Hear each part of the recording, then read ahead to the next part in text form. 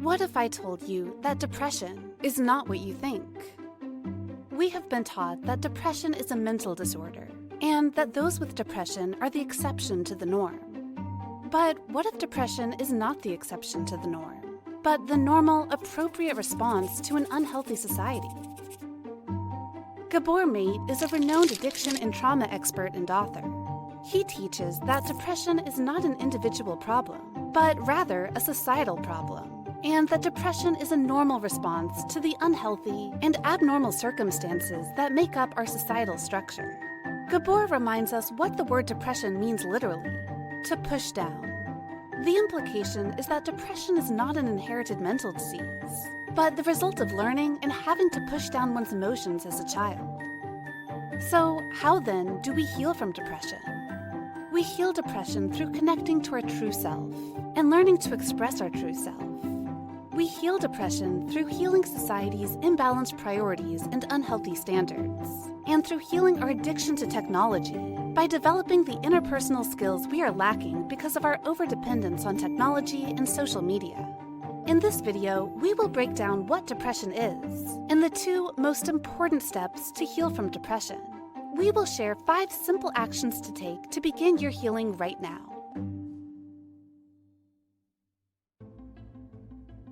Western medicine teaches that there are genetic markers that predispose someone to depression.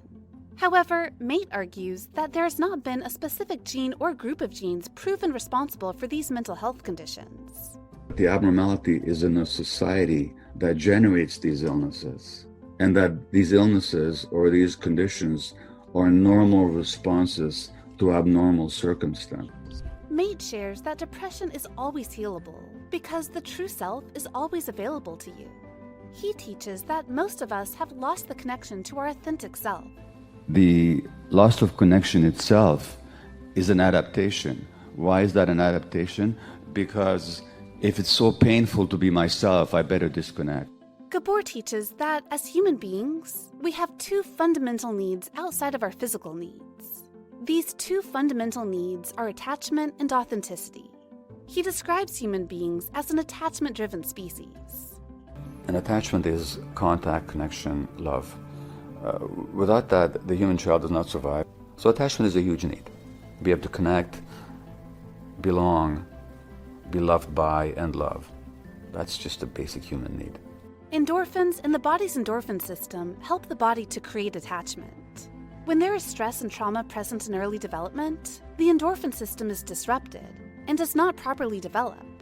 When this happens, the baby or toddler creates coping mechanisms to replace the attachment and endorphin system development. One example of an early developmental coping mechanism is thumb sucking to soothe oneself to sleep. The second fundamental need all humans have is the need for authenticity. Authenticity is knowing who we are, being connected to who we are, and acting in a way that is aligned with who we are, based on our own internal guidance system. Gabor Mate says that gut feelings are a part of authenticity, and that early man relied heavily on authenticity, or these gut feelings, to survive external danger and threats. He says that advancements in evolution have made us no longer prioritize our need for authenticity. Gabor gives the example of anger. Anger is an emotion that is not accepted in society, and thus not accepted by our caregivers. A child may become angry simply because they cannot have a cookie after dinner, Gabor says. A common parental response to the child is that good kids do not get angry. Gabor says that the message the child receives is not that good children do not get angry, but that angry kids do not receive love. The attachment need is not compatible with the need for authenticity. In other words, if I'm authentic, my parents will reject me. Now, what does the child do with that? Well, if I give up my attachment for the sake of authenticity, I lose my relationships on which my life depends. Therefore, there's no question what becomes. Gabor states that because the need for attachment is stronger than the need for authenticity, the child will suppress their authenticity and make a habit of suppressing authenticity in order to stay attached and receive love. This often manifests as disowning our own needs and sense of self in order to stay connected to the family unit. Most people don't consciously realize they've lost connection with themselves. They have become depressed, but don't know what depression really means, and don't realize that they have options to heal from depression outside of medication, if they so choose. We must restore our connection to ourselves, and we must heal society's unhealthy standards. To heal ourselves, we must connect to our true self and express our true self. One tool to connect to our true self is meditation. Meditation is the practice of non-judgmental observation. Using points of focus, including the breath, the environment, and our thoughts, we build the muscle of presence and focus. Meditation is a tool to become aware of our thoughts, our needs, our emotions, preferences, and boundaries. By simply noticing what thoughts and emotions are present, and not resisting them but allowing them, we become experts of understanding, and understanding ourselves on an emotional level. This allows us to recognize and better understand our core values, needs, and desires. Because we hold our emotions somatically, somatic therapy is a powerful tool to connect to ourselves and form safety in our body. Without feeling safe in our own body, it is very difficult to connect to our true self. This is why somatic therapies are a great place to start and may feel less intimidating than other therapy methods. Psychotherapy with a trained counselor or professional can also assist us in creating a safe container to learn and connect to who we really are, and develop skills to authentically connect with others. Having and nurturing our personal interests is critical to feel a sense of purpose and joy. If you do not know what your interests are, you can make it your goal to try out different things, such as art, yoga, dancing, cooking, writing, etc.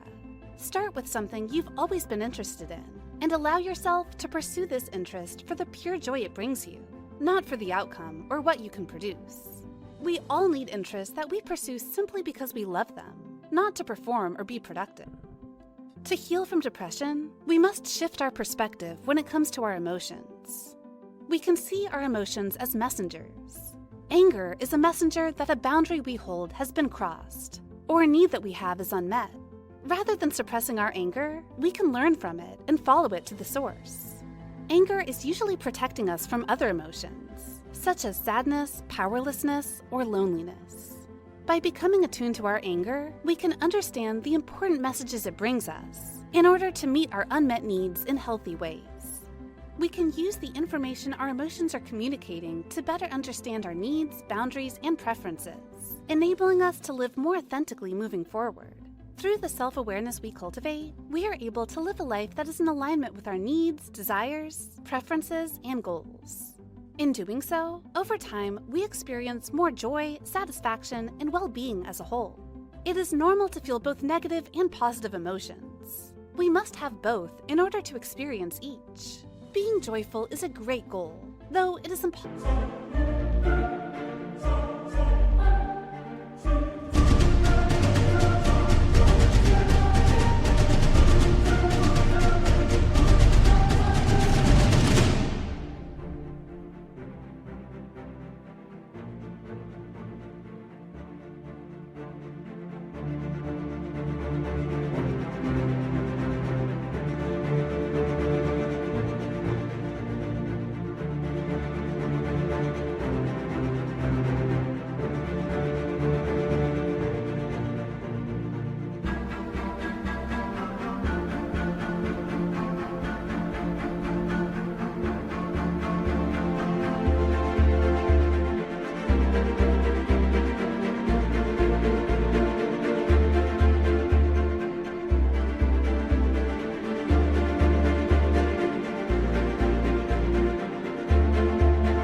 To feel happy and joyful all the time.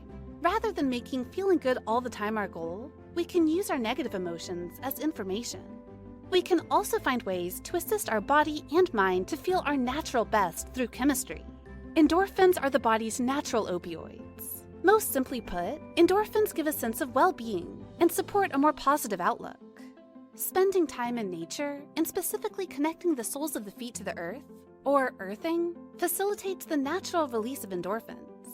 Exercise, laughing, meditating, and physical touch are all ways to naturally release endorphins. Humans are social creatures, hardwired for connection. While social media is not inherently bad, it is harmful when we use social media as a replacement for our social and emotional needs. The instant gratification and false sense of connection fostered by social media has created an imbalance biologically and led to higher depression rates in young adults than ever before seen in previous generations. According to Review.org, 47% of Americans consider themselves addicted to their phones. Societally, we have developed a chemical addiction to our phones and social media. Simon Sinek teaches that millennials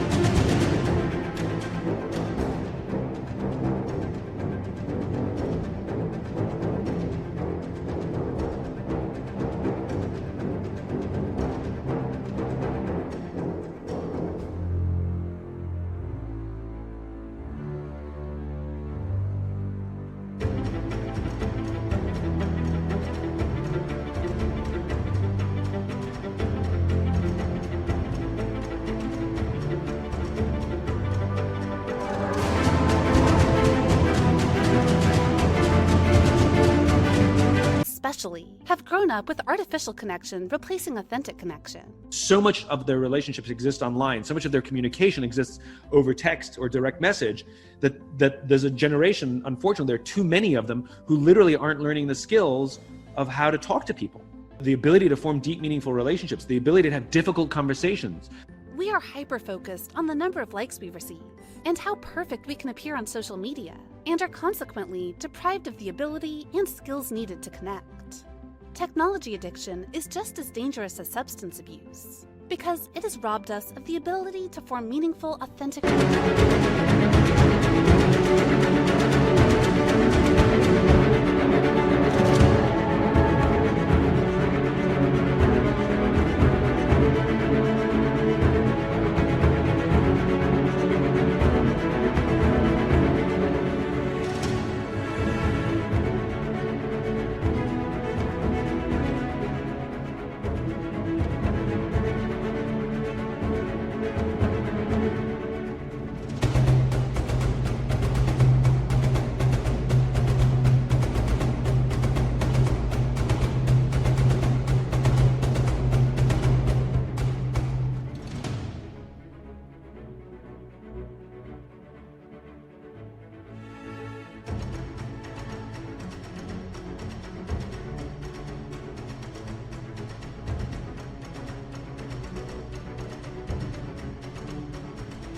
relationships, communicate, have difficult conversations, and have the courage to ask for help when we need it. We must actively teach and prioritize these skills, which Sinek calls human skills, just as we prioritize technical skills in all aspects of our society, including education, the corporate world, in our family structures, and on an individual level. Simon also teaches that technology advancements have taught us to think that all life must always be instantly gratifying. Simon shares that the instant gratification we receive from smartphones and social media has caused us to falsely believe that all of life should work this way, including our career and love life. When we do not receive instant satisfaction and gratification in our career and relationships, we feel like failures and become depressed as a result. And the problem is they think that satisfaction in life, fulfillment, or even love and friendship happen just as immediately, and they don't. It takes time and it takes unbelievable hard work. And the problem is they're not learning the skills to make friends. They're not learning the skills to fall in love. They're not learning the skills to talk to people. They're not learning the skills to find fulfillment because it's slow and it's boring and it's human. We must teach that relationship.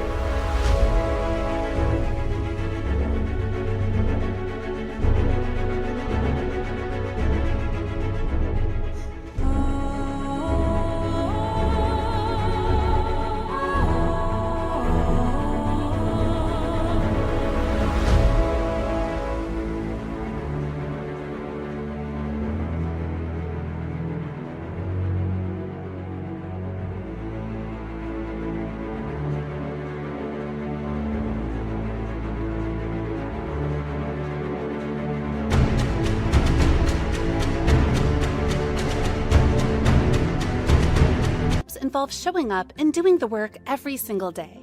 We must teach that the journey of our career will have many ups and downs, rather than the unrealistic expectation that it will be one continuous upward movement. Here are 5 steps to begin to heal from depression right now. 1. Know that you are not alone, and that there is nothing wrong with you. Your brain and body operates like a computer, adhering to its earliest conditioning, or coding.